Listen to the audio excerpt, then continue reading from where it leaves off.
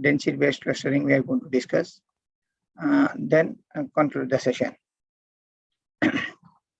So the basic concept of clustering, that is your clustering has been studied more than 40 years. You can say clustering is there before also, you can say, because if similar types of data is available, so we are going to divide that data into the similar types of groups, and we are going to make the cluster, create the clusters. So there is a huge difference between clustering, classification, and navigation is there. These are the main three data mining techniques are available.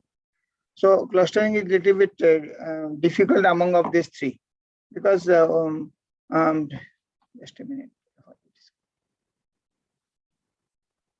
Yeah. So let us categorize the clustering methods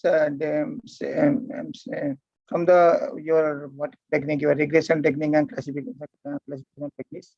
This clustering technique is a little harder because we have to match each time with another points, data points, or another items.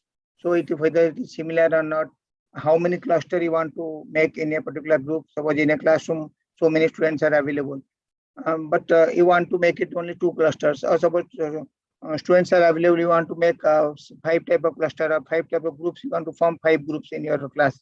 So whatever similarities, whatever attributes you have to see. Okay, so that am I audible? Yes, hello? sir, audible, sir. Audible. Okay. Yes, sir. Yes, audible. Fine. So different clustering techniques are there. We are going to discuss all the techniques one by one. Not all, but some techniques we'll discuss. Like your partition clustering is there, which is based on the partition methods.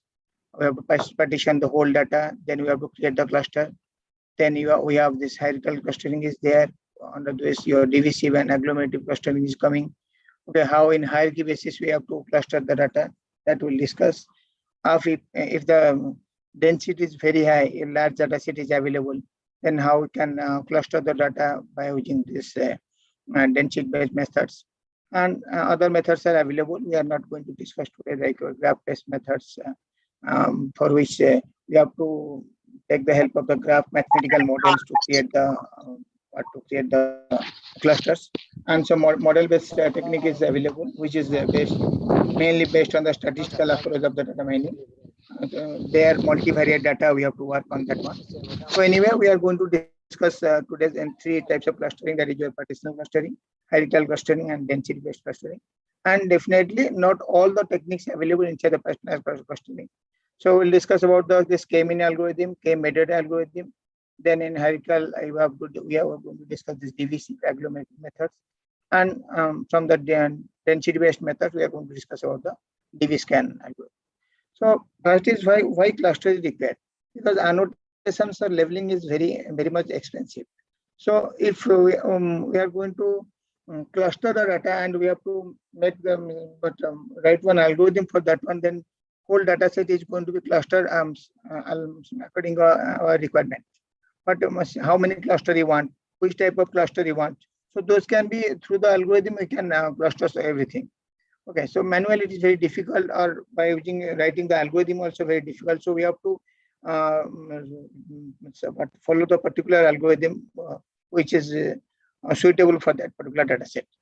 So anyway, we'll go into that one, or why this other things. So before that one, I want to discuss, I want to tell about supervised learning and unsupervised learning. Supervised learning is there must be one trainer is there who is going to train you. Okay, so accordingly, your data is going to be trained, or you are supposed to be trained to work like that. But in unsupervised learning, there is no trainer is there. Getting on us. So under the unsupervised learning, your clustering is coming, and supervised learning, you have this classification and regression is coming, and mainly this what your classification mainly used for this predictive model, but you can say that predict some discrete class levels. Discrete class level means, suppose I will tell you will be tomorrow hot or cold. So in that form only your answer will come, or we can classify the data like that. We can predict on like that. But in case of regression, So here we have it has mentioned about the regression technique. So regression and classification, definitely there is a little bit difference between the regression and classification. Regression helps predict the continuous quantity, so I can say what is the temperature of tomorrow, what will the temperature tomorrow. The data will be continuous. So from that one only we are going to predict the value. So this is the difference between the regression and classification. And come to your clustering. This is actually the clustering is the task, you can say, dividing the whole population of data, means how many data points are available, how many item sets are available. That is going to be what you can say divide into number of groups. Okay, so data points in the same group or dissimilar points in other group. The items which is matching, many attributes are matching or many similarities are there, then we can take those items or data points in a particular group, and other data item which is not matching, which is dissimilar, we have to take in another group. That is your unsupervised learning. And definitely another technique is there under this unsupervised learning, that is your association. So it is a data mining technique definitely that discover the probability of the co-occurrence of the item in a collection. So there you will get the support, confidence, all those terminology you will get. That means suppose you are purchasing some item in some mall, and after purchasing those two items, you are looking for some other item. So instead of say, if that particular item is some other floor, so definitely you are not going to buy. So those kinds of things can be solved through this associative neural mining. So they are going to see how many transactions are there. If you are going to purchase these two items, definitely you are searching for this item. Okay. So from that one only they're going to know that yes, if somebody is buying this bread and butter, definitely some another item which is related to that that customer must buy. So that should be on that particular floor. So then that is those kind of problem can be solved through this association improvement. And then come to your clustering technique again. This clustering technique is finding similarity groups in the data called the clusters. So definitely it is coming under your unsupervised learning. That means no class is available. Okay, suppose we have one baskets of fruits are there or vegetables are there. We have to cluster that one. Okay, we don't have any particular class is available that we have to see one item. This is the lady's finger. This is this item, and we have to. It is a tomato. So if any other items are there, any other vegetables are there which is matching with the tomato, we have to take to that class. Nothing like that. We have so many vegetables are available, so we have to cluster now. So if somebody will ask, just make it two clusters, make it two class. Only two group you have to create it. But there are 20 number of items are there. 20 number of different vegetables are available, but you have to make it into only two groups. So how we are going to see? How we are going to cluster that one? Definitely you have to see some you have to see some attributes or similarity among the from the vegetables, so that that can be clustered into two groups, not 20 groups. Though 20 types of vegetables are available, you have to make it only two class, because that's the requirement for us. So again, we have to match the similarity. What item is what particular attributes is dissimilar, so that we can put in another group. And the items is similar, you have to make it into only two groups. Though there are 20 different types of vegetables are available. Okay. So this is the thing. So that's why this is unsupervised. Nobody is there to supervise the data. So so the data here is one example. See. Of the cluster. Here we have 3 clusters are available here. So there are nothing but the data points or items, you can say. So this the item is similar to this one, this item is similar to this one. So that is in a single group. That's why we have made it single groups. Okay. So here 3 natural clusters are available. So we'll see how we are going to make it. Suppose in NLP, or you can say text documents also, we can apply the clusters also. If I'll say so many documents are there, we have to make into 4 to 5 clusters. So we have to see the documents which is related to sports. A sports cluster is there, a sports group is there. The documents which is related to political things, social things, that can be another group is there. So in that way, we have to cluster by matching the attributes of that particular data set items. Okay, so this is another example of this MA segmentation. See, so one scenario is there. If somebody will ask to make it into 3 groups, so according the color is going to be mentioned. In that particular color, it is going to be displayed. Okay, so if you are going to ask, just make it in 2 groups. So gray color only, black and white. So accordingly, it is the whole color is going to be segmented in that way. And so different types of clusters are there. This is one is well separated cluster. So all the clusters are, that means all the items, what I can say, attributes or features of that particular item is totally different. So it will be very easier to separate the clusters or make the clusters or make the group. Okay, so there is a well separated cluster. That means no 2 items is nearby. So that means the features of 2 items is not nearby. That means many number of, you can say, many dissimilarities are there. So that can be put in a single group. So easily we can cluster that one. So another cluster type is your center-based clustering. Okay, so here the attribute or features is little bit closer. So we have to check more numbers. We have to check the features by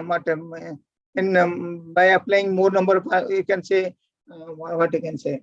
So you have to see the center of that particular item so that this particular features is matching to this one. So this can be in a single group.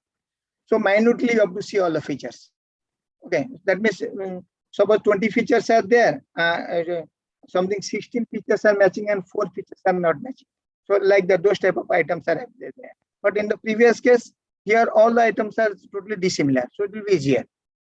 So this one is another type of cluster. There is your center-based clustering.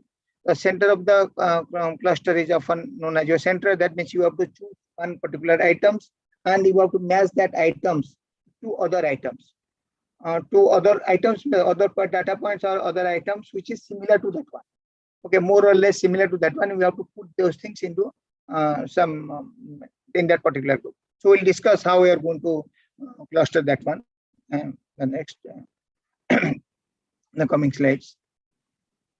Okay, so that's why here, see here, the average of all the points cluster at the middle, the most different. So the different type of clustering is there. We're going to discuss there. K-Medoid clustering, K-mean clustering, your hierarchical clustering is there. Those things coming under this kind of things. So next is your contiguity-based clustering. So a cluster is set of points such that a point of cluster is closure. Definitely here is also same thing, more similar to more another points. So it's very difficult to cluster those kind of data. See here. So suppose I will say I have to check the quality of what you can say seeds or rice. Suppose some rice is available on my table, some rice is there. I have to check the quality of the rice, whether it is the quality of the rice is very good or it has broken, something like that. Okay, or some other items are mixed to that one. Some stones are available, black color of stones are available, like that is something is there. So I will give one image. Okay, so it is going to be clustered. It will say that yes, the quality is not good or not good, like that, or it will cluster that this much good. What number of rices? I have to take only few rice. What I can say, 5 or 10 grams rice is there, like that.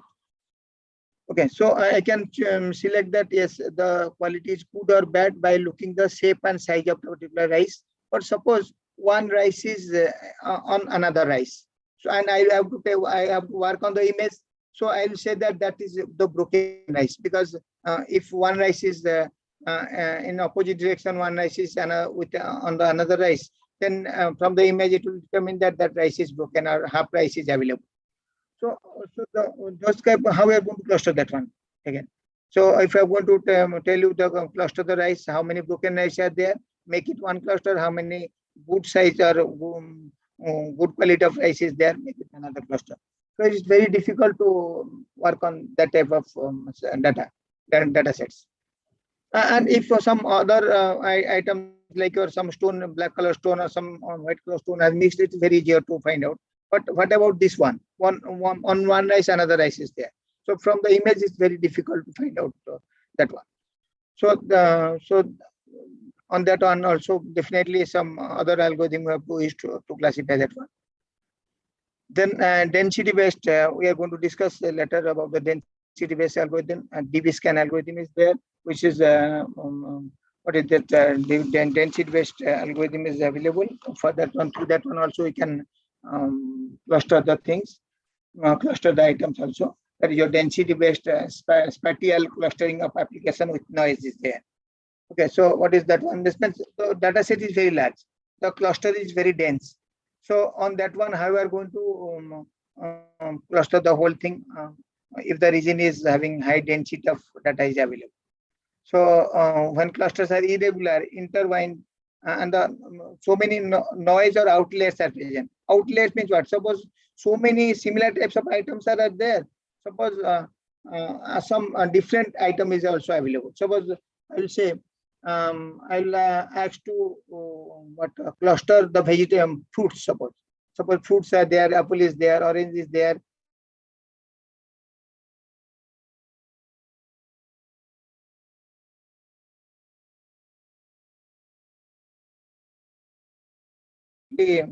Different. Suppose yellow color apple is there.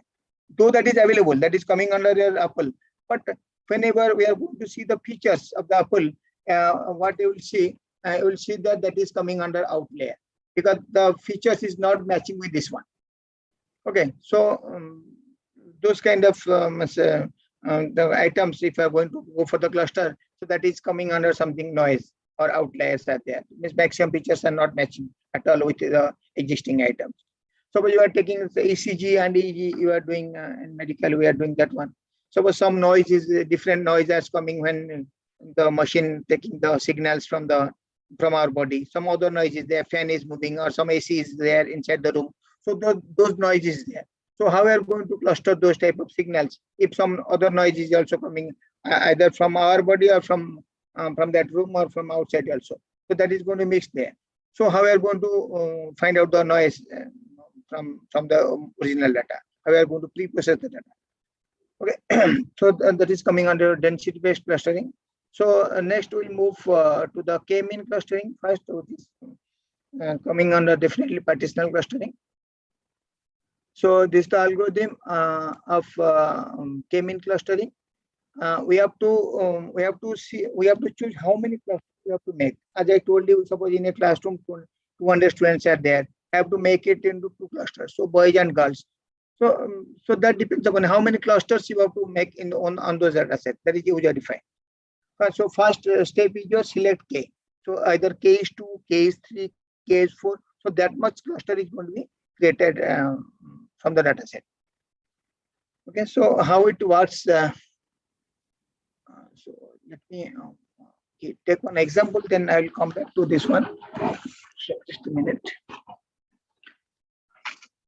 So my screen is visible.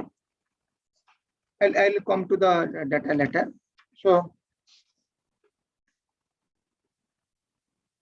suppose just a minute.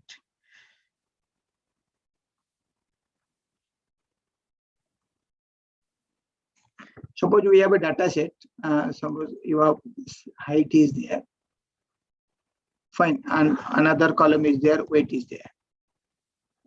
Fine. First, we'll discuss about this example, then we'll go for the algorithm so that it will be easier to understand. Suppose height is there and this weight is there. And suppose around 10 to 12 data set is available. Suppose height is something here 185, here your height is 72. This weight is 72. Another is 170 centimeter and height is something 56. And something another is your like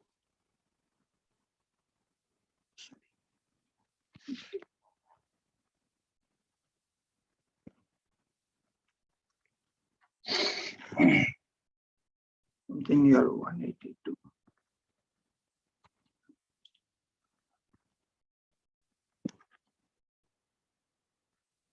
So two examples are available in the slide, but it will better to solve this one so that it will be more fine. So some data set is available. something.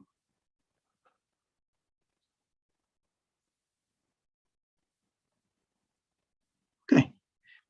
So like this, suppose how many items are there? Yeah, so this 1, 2, 3, 4, 5, 6, 7, 8.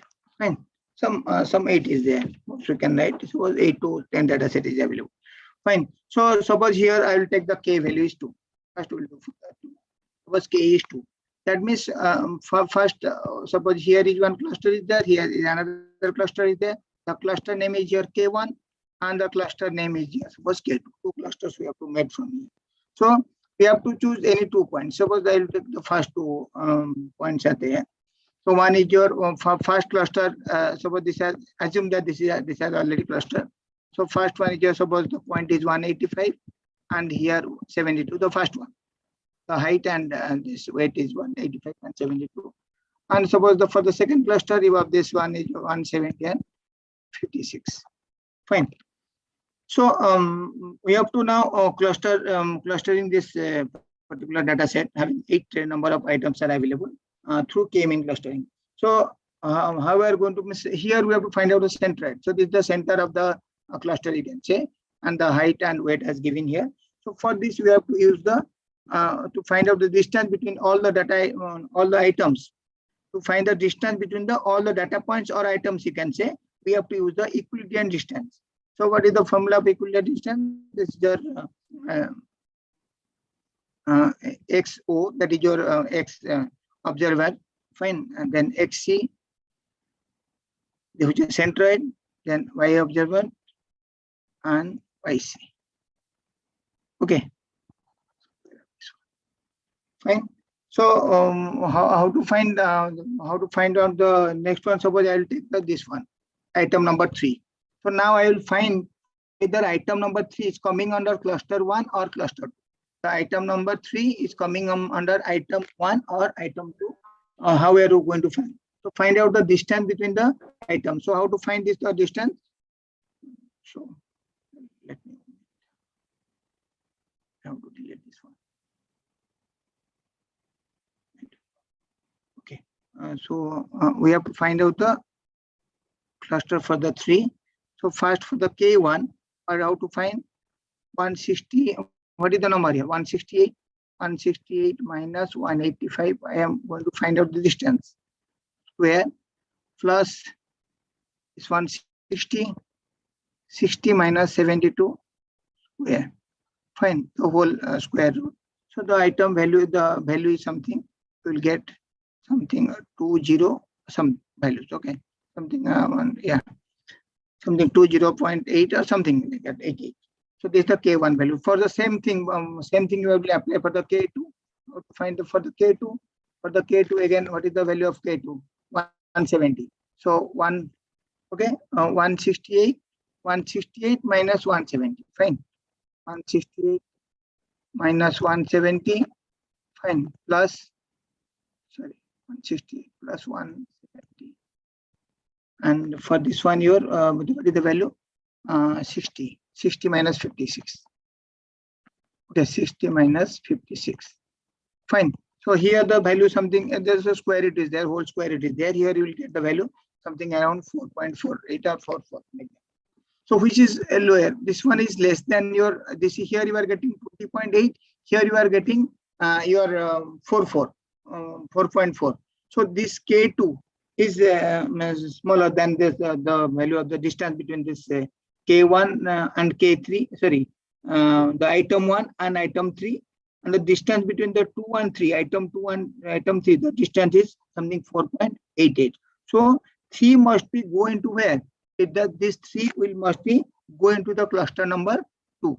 That means here you will get the item 2 is already there. Now 3 is also coming under this item where item number 3. If then after getting this one 2 and 3 in the cluster K2, you have to change the centroid. So previously the centroid was 185 and 72, and for the K2 centroid is 170 and 56. Now this item number 3 is added where? In the cluster 2. So we have to change the centroid. So how to change the centroid? That means here K2. What is the item here? We got that is a 170.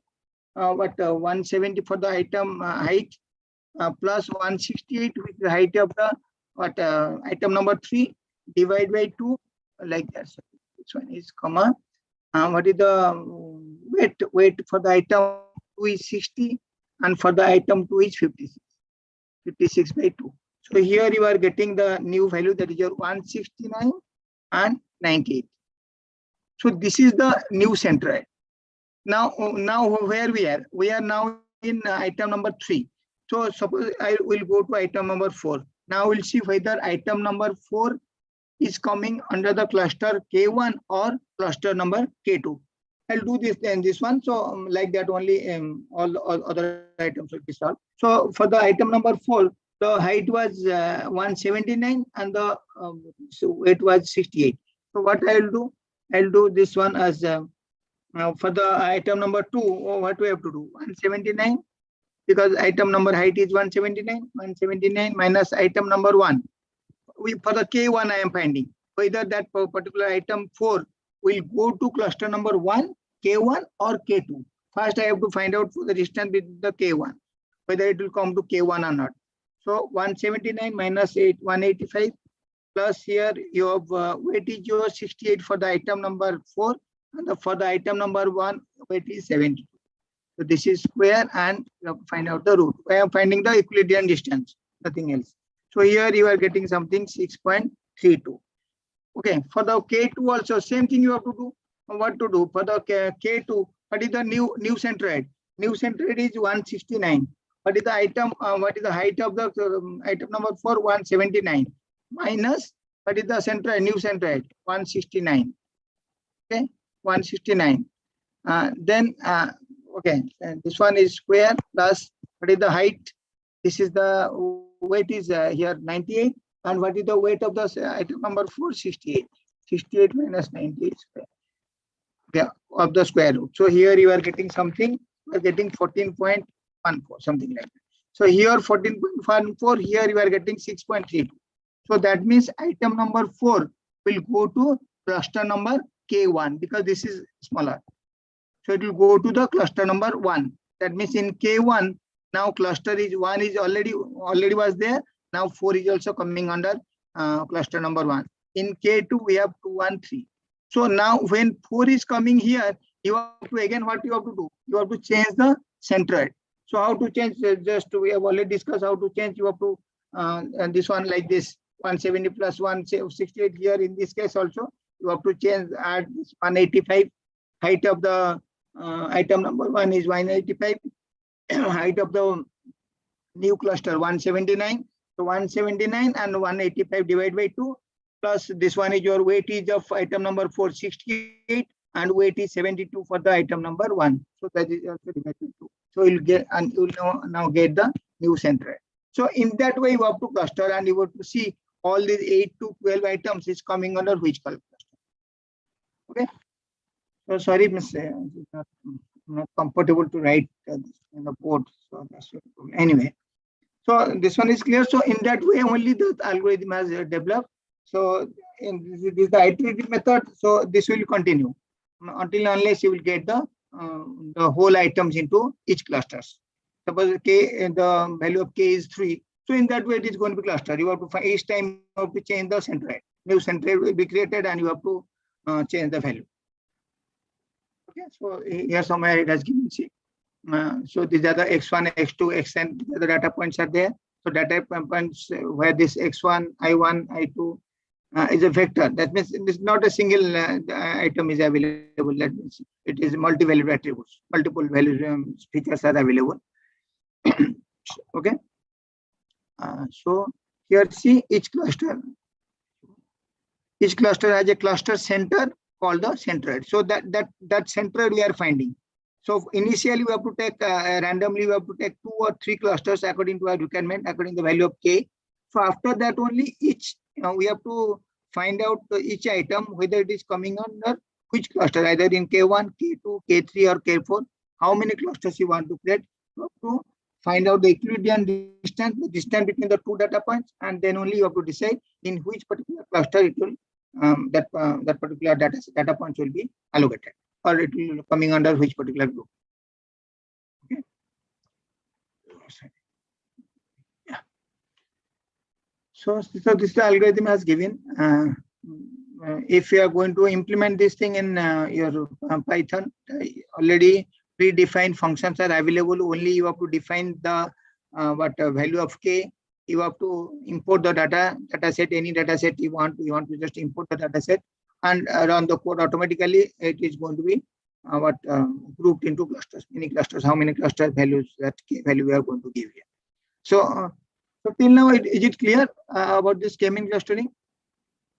Any doubt here? Am I audible? Yes, sir, you are audible. Okay. So Yes, if any doubt, you can stop me. Okay, that itself you can stop me. So here some more examples has given for the same thing. Like here, some data points are available here. See, many data points are available here. Randomly, we have taken 2 points. Okay, and then we have to find out the distance between the points. Here you have to find out the distance between the particular clusters. So accordingly, we have to put that particular data items into the cluster. So that getting on it. So what is the limitation is there in case of your K-mean clustering? The limitation is if the outliers are available. If as I told you, suppose we are taking the examples of the fruits. So many fruits are available. Okay, but one fruit is there, one apple is there. The color is totally yellow. We have not seen that type of data. Okay, so whether it is matching any of the features of the apple, or suppose you can say another item is there, something so many fruits are there. So along with the fruit, one potato is there or one onion is there, which is not matching at all with any other fruits. So that are the outlier. So it is not matching any of the features. It's not the distance is very much high with other items or other data points. Okay, no features or no attributes is matching with the fruits attributes or fruit features. So that is the outlier. So we have to keep that one outside the class or outside the group or outside the cluster, you can say. So that is very difficult to separate those kind of items in your K-mean cluster. Okay, so those can be handled through definitely some another technique that is going to be discussed. So I think we are not going to discuss these slides because the same thing as discussed here only. As we have already done one problem, solved one problem. So similar kinds of things has happened theoretically.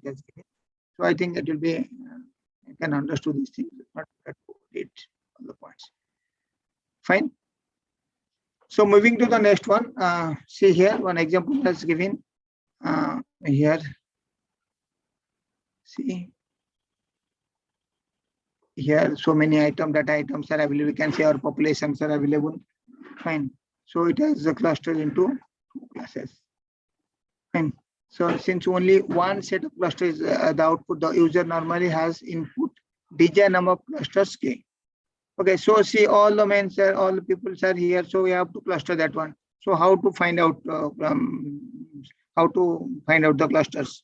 How many clusters? It should be how many clusters? Okay, so another thing is that in K-mean and K-Medoid clustering, we have to defining how many clusters we have to give. That means I want to divide into 2 clusters. I want 3 clusters. I want 4 clusters. But suppose as I told you, 20 different kinds of vegetables are available. So definitely there should be 20 clusters because 20 different types of vegetables are available. So it is very difficult to clusters those type of data items by using the K-mean cluster. Okay, so for that one, we have to definitely follow some other clustering techniques. So in which we can have 20 clusters instead of the 2 or 3 clusters. Fine. So I'm not going to discuss this K-mean clustering again because the same thing is that we have to find out the distance between the data points. Then the data points which is closer, which is smaller, we have to take that data item into cluster. Again, we have to change the centroid because the centroid is important. Again, we have to change the centroid. Then we have to match that centroid value with some other data points for the different clusters, for the K1, for the K2, for the K3. So we'll definitely see the which is smaller, which is nearer to that particular cluster, K1 or K2 or K3. We have to take that particular data items into that particular clusters. Okay, so here there are 3 clusters. See how the values are changed, and the data points is going to be near to that one, so that different colors are given. So here one K1, K2, K3, different 3 type of clusters are available. See this one, this is one cluster which is very, the distance is very much here. You can say much more distance is there from here. Okay, but still that is there inside this particular clusters. Okay, so it is very difficult to the K-mean clustering. If outlier is available, then also it's very difficult to separate that one, because we have to check the distance only. The distance which is less, we have to put that particular data items or particular data points or items into that particular cluster. Okay, so these are some of the weakness of K-mean algorithm which has discussed here. Applicable when means defined. Then what about the categorical data? Categorical data means suppose data items are available. Apart from the data item, that is also groups are available. Different groups are available. Okay, like your suppose some different kinds of apples are there. A red color apple, yellow color apple, those already grouped. So that is coming under some apple, and some another item is there. So categorical data is available. So it's very difficult to apply the K-mean clustering there itself. And again, we have to specify, as I told you, we have to specify the number. In advance, we have to specify the number. Though there are 20 different types of variables are there, we have to classify into 2 classes only, 2 groups only. Then you have this noisy data. For the noisy data or outliers, as I told you, one item is there which is not matching with any other items. The features is totally different. So those kind of items also very difficult to separate through this K-mean cluster. Okay. So not suitable to discover the cluster with non-convex shape is available, is not suitable to cluster that one also. So next we'll go for this K-Medoid clustering, which you can say the advanced version of the K-mean clustering only. Okay. So here see the Medoid can be defined as a point in the cluster whose dissimilarities with all the getting another. So we have to find out the in the particular data set, we have to find out the Medoid of that particular items. So how to find out? So see here, this is the CI and object PI is calculated, and how to find out the here. I think the E value error we have to find out the error between this 2 values. You have to find if the error is minimum, then only we have to take that particular item in that particular data set, particular clusters. So let us see one example then. Okay, I think it will be from here only I'll explain. Otherwise, if I'm going to for other screen, it's very difficult. So here suppose some data item is there. Fine. Some this one of the attribute, and this is another attribute is there, X and Y. Let's give the name as X, Y, Y or X axis, Y axis is there. You can say. Fine. These are the number of items are available. Here we have 9 number of items are there. Fine. Here we have 9 number of items are available. So, so we have to now we have to now cluster this one. How many clusters? So K-Medoid means definitely here you also have to give the value of the K. Here you also have to give the value of the K, and definitely this Medoid clustering is little more robust than your K-mean clustering. Robust towards the noise. Fine. So now randomly we have to choose 2 data sets, 2 data points, or you can say data items, or whatever. So here we are suppose choosing this data item at 4. The serial number is 4, and here also the 9. So this has given X is 8 here, Y is 5 here, and here you have 4, X value is 4 and Y value is 5. And this is the graph representation of that one. And the item has given, and this is the graph representation of that one. Fine. Now we have to find out the values. So what way here we have to use this formulas, this Manhattan distance finding, like your equilibrium to the equilibrium distance. We are finding the distance between the data points. Here we have to we are using any algorithm we can use, but here we have used the Manhattan distance finding algorithm. So the algorithm something like this: x1 minus x2, x1 minus x2 mod plus y1 plus y1 minus y2. Okay, so this we have to find out the values. So what here we read here, see here, this one is very important, whose dissimilarities with all other data points. That means we have to find out the dissimilarities of this cluster. Suppose C1 and C2 two clusters we have to make. We have to find out what is the dissimilarities between these. From where we got this 6. See here, 8 minus 8. Okay, 8 is here. Fine. For what is the value of x? 8. Okay, x1 minus x2, 8 minus 8 plus, here the value is 5 minus 7. So 5 minus 7 is minus 2. But here we have used the mod, so all the values will be positive. So something. Okay, for the, okay, see, oh, sorry. So here the for C2 we are finding 8, 5. Okay, C2, this is for the C2. This is for the C2 cluster, this is for the C1 cluster. So what we are getting here? 8 minus 8, 0, 5 minus 2, 7, 2. So you are getting the value 2. So here is the 2. So like that for the C1, what is the value as given? 4 and 5, x value is 4 and y value is 5. So 8 minus 4, 4 minus 8. 4 minus 8 plus, here the value is 5 minus 7. Okay, 5 minus 7. For the C1, 5 minus 7 is, this is how much? Your 4 minus is 4. Here 5 minus 7 is minus 2. So mod is there 2. So 6. So here you are getting 6. Got it? How we are getting this one? So for each items, we are finding the dissimilarities of C1 for the cluster 1 and for the cluster 2, we are finding the dissimilarities values here. Okay, through this Manhattan distance finding, we are finding the values here. Then after finding the value, we have to find the cost.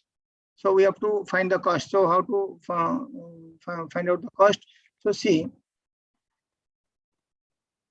So from here we have to see the cost which is less. So see here, C1, C2, which is less. This C2 is less, so this is will be there in the 3. Sorry, here 3 is less. Sorry. So this is your 3 which is less. Here 3 is less. Here this is from C1. Here from these 2, this is also less. From these 2, this one is less. From here, this one is less. Okay, from here, this one is less. Okay, and from here, this one is less. One from here also, this one is less. So from the got it. So from the C2 cluster, what we are finding? The serial number. This is 0. For the C2, I am talking about C2, and this is also from C2, and 6. This is also from C2, and what else? This is 7. 7 is also from C2, and 8. It is also from C2. So here, see, these are the serial ID which is coming under your cluster C2. And what are there in the cluster 1? The values here less. This one 1. This is your something 2, and this one is 3. So in cluster 1 we have 3 items. That is your serial number 1, 2, and 5. The values are dissimilarity values are 3, 4, and 4. So what we are doing, we have to find out the cost. So how to find out the cost? We are going to add this one. This value and this value is going to be added. Okay. So what you are getting the value here. Something your 20. The value is 20 here you are getting. So now you just so here randomly we have choose 2 points. Here randomly we have choose the pointer 7, serial number 7, and this one is your what? Your 9. So how you can you cannot say that is the exact Medoid. So just choose any other points randomly. Sorry, here we have choose 4, so not this one. You have choose this 4 and 9.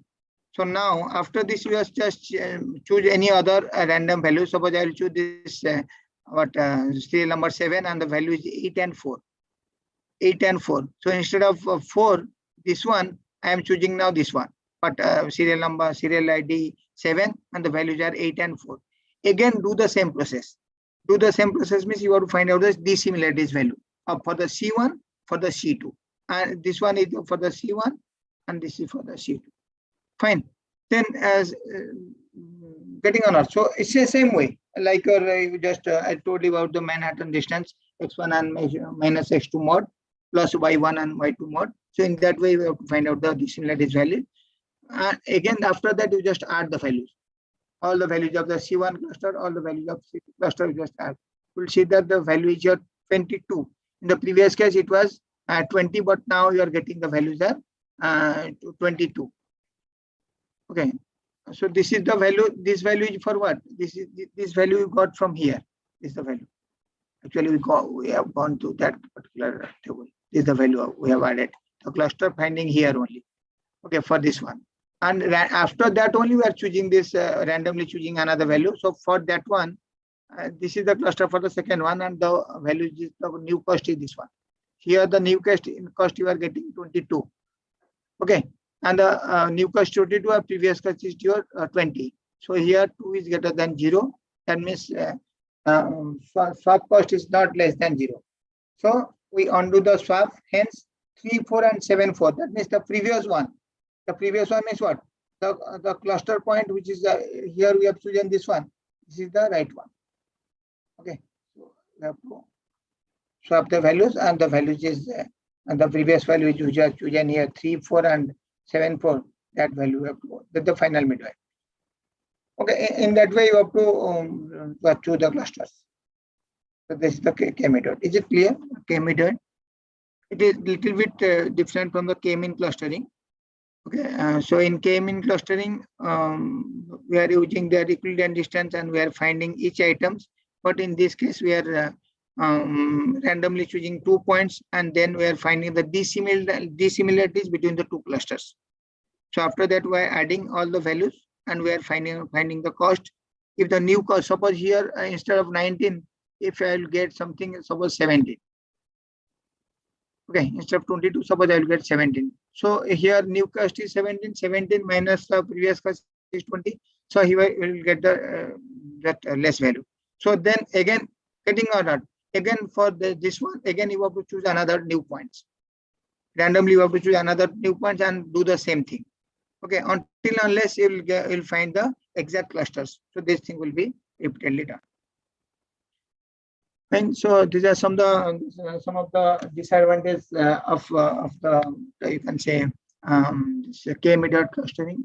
Advantage is there, definitely disadvantage is there.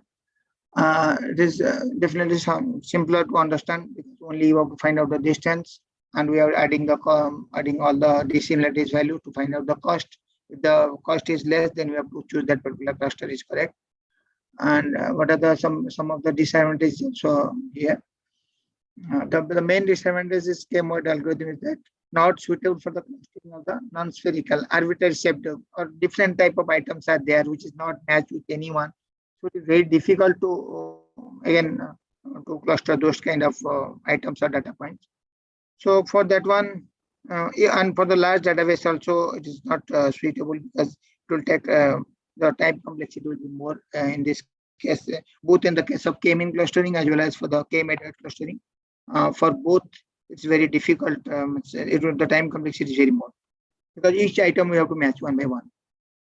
So then, less I have to complete another clustering technique. The next one is your hierarchical clustering. So the hierarchy basis, your items will be there, will be clustered. You can say. So it will produce the nested cluster. One cluster is there. In that cluster, another cluster is there. Okay, so nested clusters are available. So that will be in 2 ways. Either you can do it in agglomerative manner or decisive manner. Okay, agglomerative manner follows the bottom-up approach, and decisive clustering follows the top-down approach. Okay, from the top it is going to be divided into smaller clusters, single items. But in case of agglomerative, we have to choose 2 different data points. If it is both are similar, we will go up. Okay, and the tree which is going to be drawn for this one, that is known as your dendrograms. This one. Okay, so here see some things here. The fish, reptile, amphibian, mammal is there. This is coming under your this vertebrate. Then worm. This is single items. So many similarities are there. Okay, and here some exact var name is there. Fine, here some var name is there, or here some fish, particular fish category is available. So we are making this one as fish. So this is one cluster, definitely. Then after that, this is another cluster. Okay, like that, this is one single item, this is one cluster, this is one cluster, then whole is another cluster, and all the things coming under one umbrella, that is your animal. Okay, so that how we are going to draw that hierarchy, that is known as your dendrograms. You can see here the agglomerative clustering, that is AHC. This is C here. The single item again A, B, C, D, E. So by looking their features, any distance technique you can use. Okay, and this Manhattan or equivalent distance, any distance techniques you can use, find out the nearby features. Then making this one as one cluster. Then we will see that C and D, as C, D is nearby, or D is nearby, we are finding this one is one cluster. Then we will say that after finding this one, we are finding the centroid, and we will see that this is the E is nearby to this one. So making this one is another cluster. The whole thing is another cluster. Okay. So in this way, you have to move. So how to determine the linkage? So here, how to find out the distance between two clusters. Suppose distance between the two clusters, how we are going to find. So this is one way, that is your single linkage is there, because each items we have to first we have to divide into two clusters, then we have to find out the data points which is nearby. So how to find out the distance between these two clusters? So this is the single linkage, and the item which is the distance is very less, we have to choose that one. Okay, the single, this is the complete linkage, the item which is far away. Suppose this is the centroid. Suppose this is the centroid. Okay, the item which is borderline, this is not in the core, in this side, opposite direction. So they have to find out the distance, that one. So if we are going to link both the clusters, then that is your complete linkage there. And sometimes you are finding the average.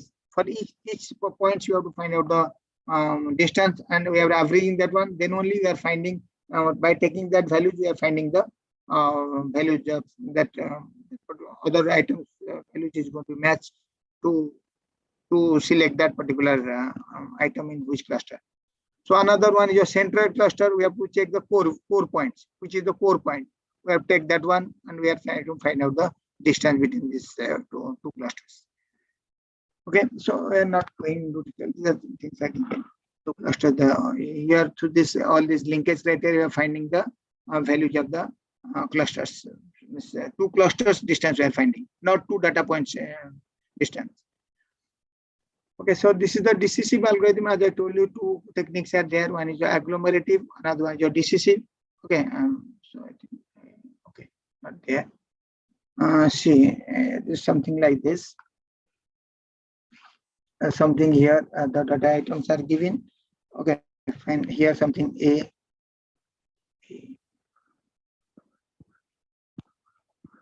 So this is something available. So we'll see that this two particular item is nearby. So you have to make it one cluster. Okay, so suppose you will see that CD is also nearby. So this is another cluster. So this is a CD cluster, this is a AB cluster, and again E is separate. So you'll find that E is, some features are matching to this one. So this is your CDE, this cluster. And after that, whole cluster is going to be okay, is a whole cluster. So this technique is known as your agglomerative. Difficult to write. Agglomerative. Okay, the opposite. That means suppose this A, B, C, D is given. Okay, this is the whole cluster. Now you'll find out which particular item is nearby. You'll find that A, B is nearby. You are dividing this A, then you are dividing this C, D. Okay, then you'll find that yes, this is the item A and B is there. Here you'll find that here you have E, here you have C, D. Okay, then you are dividing this C and D. This is known as your DCC. Okay, two techniques we are using. One is agglomerative clustering and as your DCC clustering. DCC clustering follows the top-down approach. From the top, we are dividing into smaller clusters, individual items we are finding. But in case of your agglomerative clustering, from the bottom, we are going to find out the whole cluster. Okay.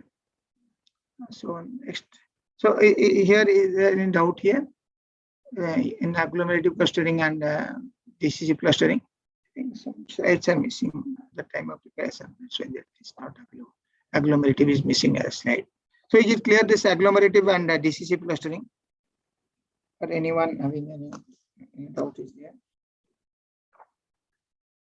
Okay, we are moving to the next density-based clustering. So we'll discuss this one, the last one.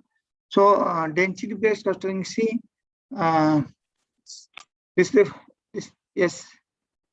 Anyone want to ask any question? So density-based clustering to this unsupervised learning method that identify the distinctive group or clusters that are based on the idea that the cluster in the database is a contiguous region or high point density. That means so many data points are available in high density, and we have to separate all the points from one another to create the clusters. And also through this density-based clustering, we can find out the noise or what are the outliers available. That means the item which is not matched with any clusters, which are the outliers, which is unused. Okay, and those kind of data items or data points can be removed or can be found from the main clusters. Okay, so these are some of the examples as given: spherical shape, arbitrary shape, which is not possible in case of a K-mean clustering and K-Medoid clustering. This arbitrary shape clusters is not possible. Okay, but here through this density-based clustering we can achieve that one. So here, see, this is one cluster, this is another cluster, and in between that cluster another cluster is also available. Getting or not? So like inside the vegetables, we have this some another item is there. So inside the cluster, and some cluster is available. So in spherical waste, all the three items are totally different. So those type of clustering can be done through this density-based clustering. And DV-scan is one of the algorithm, which is nothing but a density-based spatial clustering of application with noise. So for noisy data, for the outlier data, it is very much applicable for this use the DV-scan method.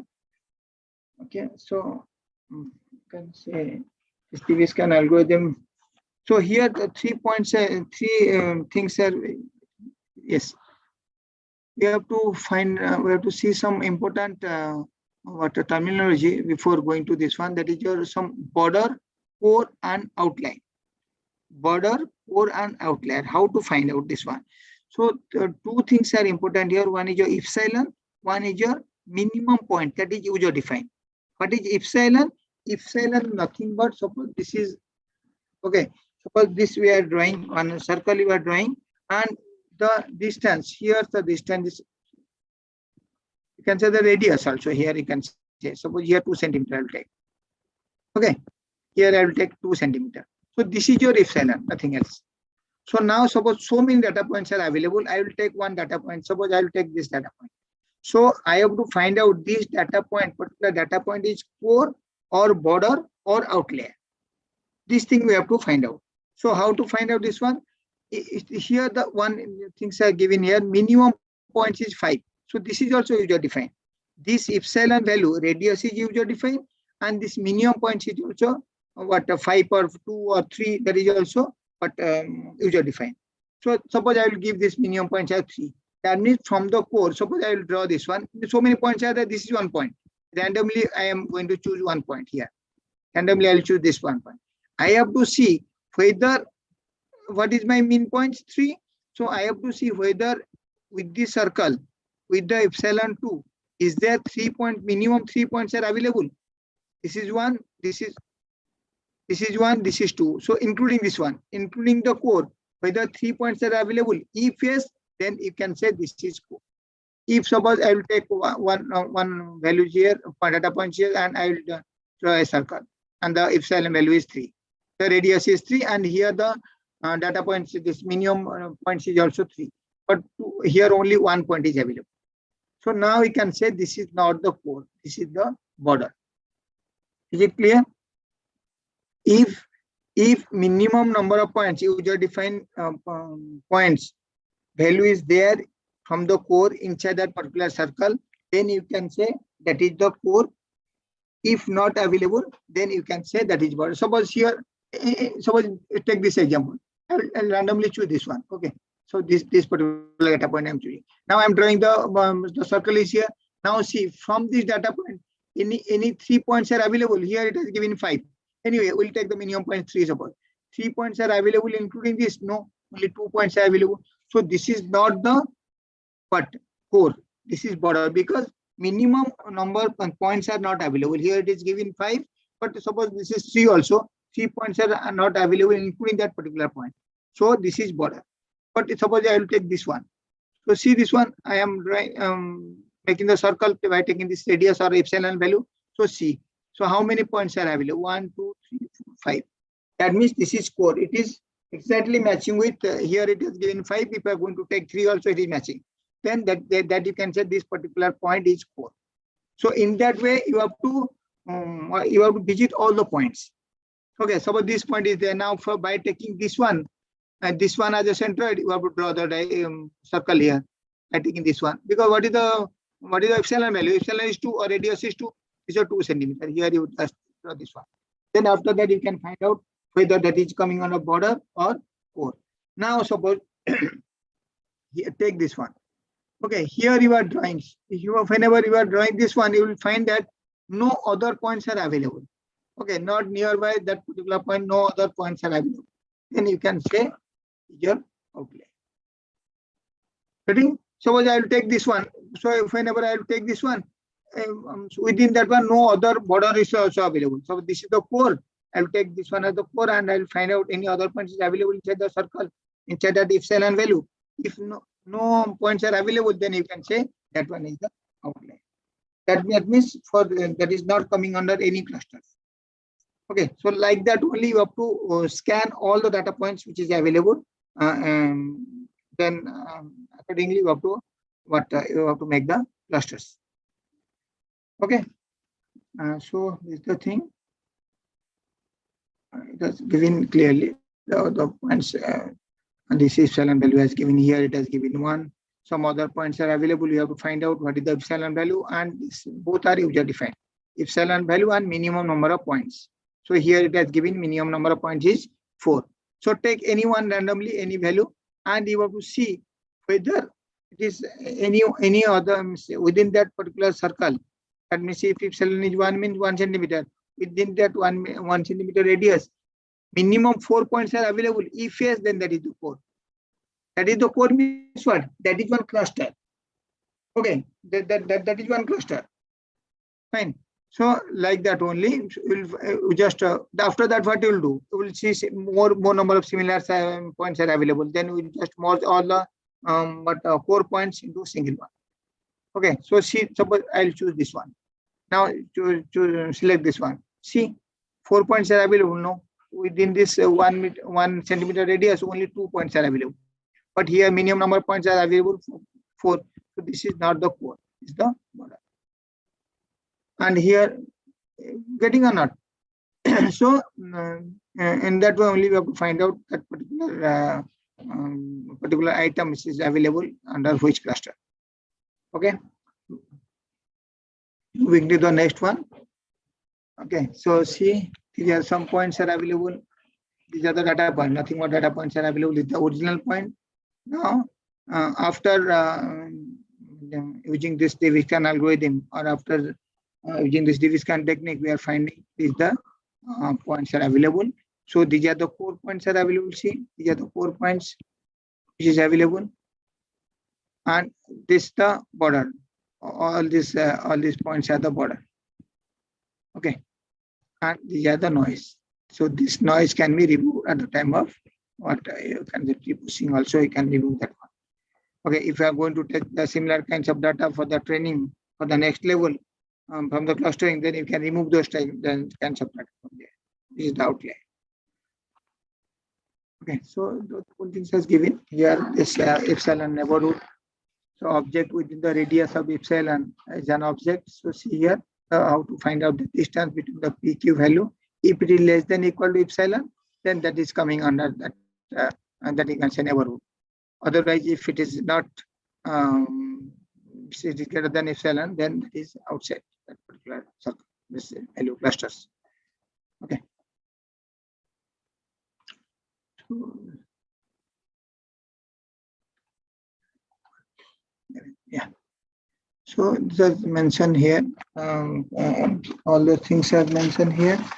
And that are some another example has given. But this density is how to find out how to find out the some other concept is also available. Density reachability is also here. That means either directly one point to another point can be connected, or through the getting a nut. Suppose what I can say. Suppose here is one circle and here another one is there.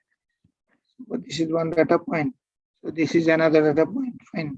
This is another data point, and here is some data point is here. Some here is another data point is there. So this is the epsilon value. Okay. So this is the epsilon value. So here, suppose you will say this is your Q. This is your something P. Fine. And this is the value at the epsilon values are there. So you can say Q is directly density reachable to P. That means this Q and P can be directly reachable, because if I'm going to say the epsilon value is something 2, this radius is 2, within that radius, within the radius of Q, it can be reachable to the point P. So that you can say this is the density reachability. When Q is directly density reachable from the P, but P is not not directly density reachable from the Q. Means with because the distance what you can say. P is the here what we can say P is the core point, because P here 4 points. Suppose you will, here the minimum point is 4. Suppose the minimum point required is 4. So here this is core, P is core. So that's why you can say Q is directly density reachable from P, but Q is not the core. What is Q? Q is your border. Q is your border. So P is not directly density reachable from the Q. Okay. So here density reachability is asymmetric, and this if Q is directly density reachable from the P, it is not that P is also directly density reachable from the Q. Why? Because P is the core. P is the core means all the data points available within the epsilon value or within that radius, all 4 points are available. That's why it is core. And Q is the border of that P. Now, so that's why Q is directly reachable from the P, but the reverse is not true. So this is your asymmetry. Okay. So another one, your density, this density reachability can be directly or indirectly also. That means suppose here you have some more clusters available here, like this. Okay, something like this is here. Okay, so here what happens? Many points are available. This point is to this one is to this one. From here, reaching to this one. So in that case, you can say, suppose Q is here, P is here. In between, you have this P1 and P2, 4 is available. So you can say Q is indirectly reachable to P, not directly, because within that epsilon circle it is not coming, but is reachable to P definitely. Getting on. Suppose your friend is one lawyer. So if something is going to happen directly, you can contact to your friend. But suppose another friend is, which is the friend of yours, not the friend of the lawyer. So that friend also can take the help of the lawyer, like that only. So directly or indirectly, all the data points can be reached. That means they can come within that particular cluster. So according to the definitely what is the objective. So accordingly, you can make it a single cluster. Okay. So this is the division algorithm. So very sorry, I have not. I can show you this implementation things. I've not got time to run the code myself. So if the code is available definitely in GitHub and in my site also, but I have not run that one. So probably may come at the time of running the code.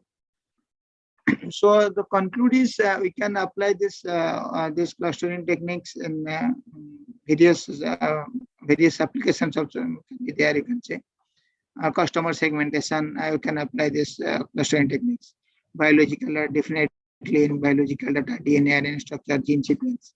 Okay, everywhere you can apply this clustering techniques to cluster or to group the things. Medical imaging, as we have already discussed. Okay, so in recommendation engine, pattern recognition, social network analysis, image processing, mainly in NLP also, so you can apply the clustering techniques to classify the or to cluster the documents as we have discussed in a slide in the beginning. So this was it from my side. So any doubt anywhere you can ask if any queries are there.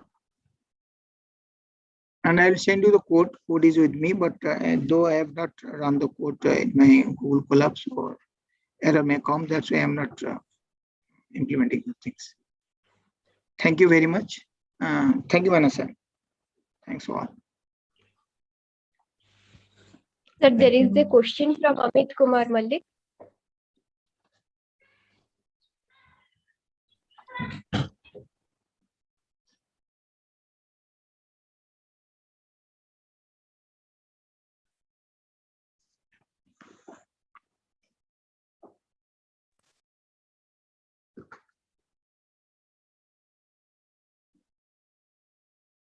I think if anyone is interested for the project, so during the project, I can show you the implementation, or I can help him or her to implement.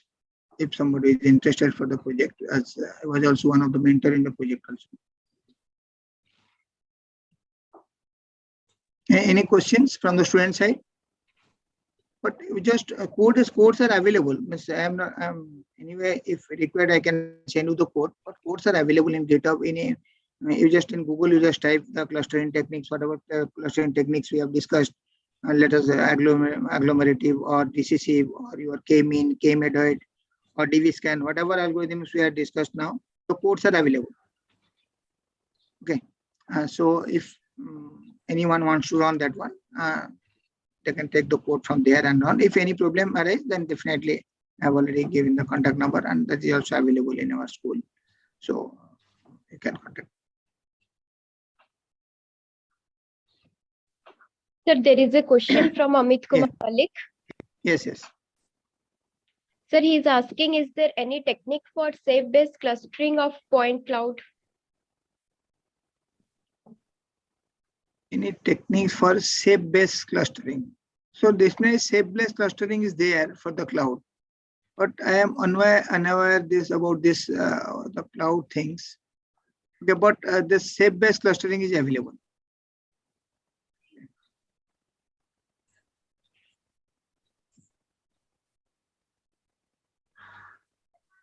Sir, So one more clustering, question from yes, I'm able to see that one. How clustering is similar or different from the exploratory factors analysis in context with this knowledge discovery.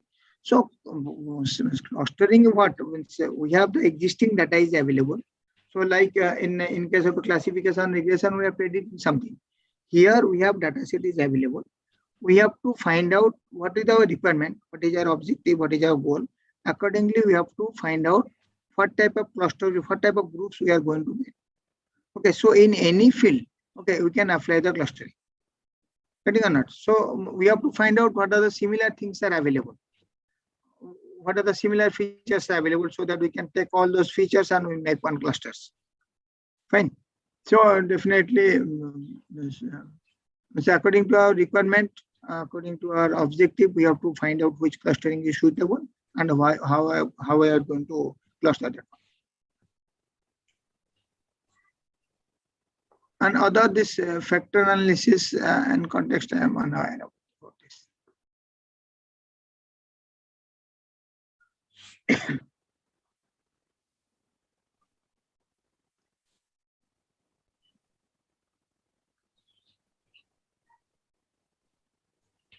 Yeah, I think no more question.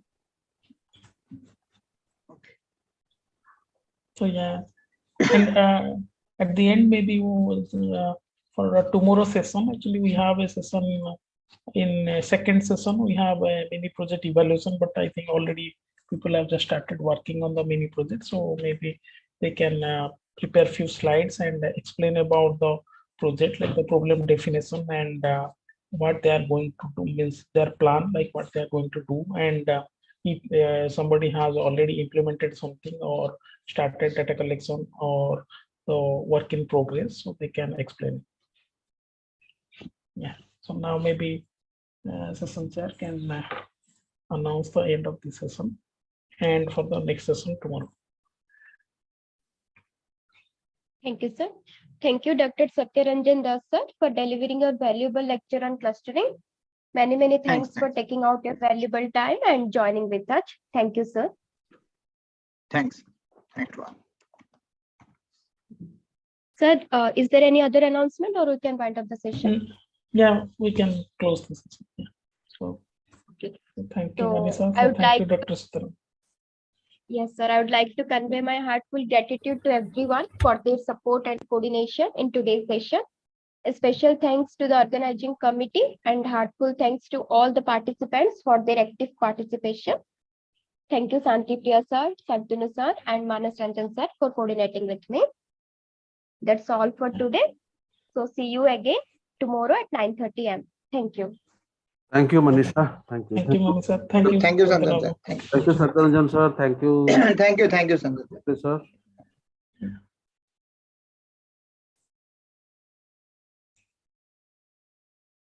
Everyone.